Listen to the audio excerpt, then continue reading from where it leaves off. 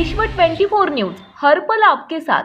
तुमच्या अभ्यासाबद्दल प्रचंड आदर आहे देवेंद्रजी, प्रचंड आदर आहे। पण देवेंद्रजी प्रश्न असा निर्माण होतो की 13 वर्षापूर्वीचा माझ्या भाषणाचा 14 सेकंदाचा चंक आता काढून तुम्ही काय सिद्ध करताय?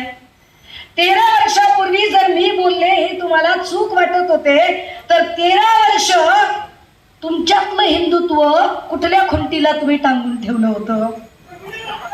13 वर्ष तुमचे भाजपचे भक्तुल्ले कुठल्या हटपट्टीच्या गाड्यावर 90 आणि कंट्री मारून पडलेले होते।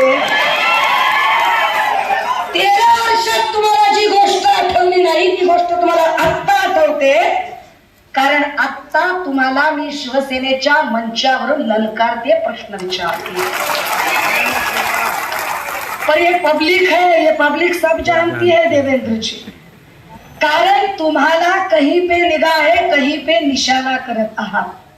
तुमची अडचण ही आहे की तुमच्या एका सदस्याचा, आमदाराचा, मंत्र्याचा, खासदाराचा एक व्हिडिओ घेऊन मी जी महाराष्ट्रभर लोकांना सांगते ना, त्याने मिरच्या जास्त लागल्या, ठसका उठलाय।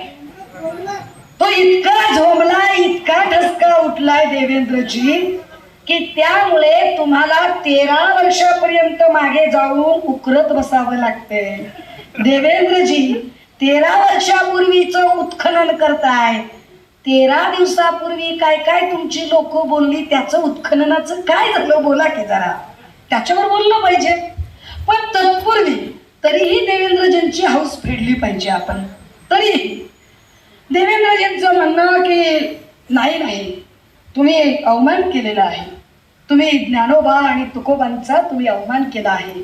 अच्छा, मी सांगोल्यात हे बोलून झालं होतं, मला डबल खरंच बोलायची इच्छा नव्हती, पण आज विषय निघाला म्हणून ए दादा दाखव एक स्लाइड।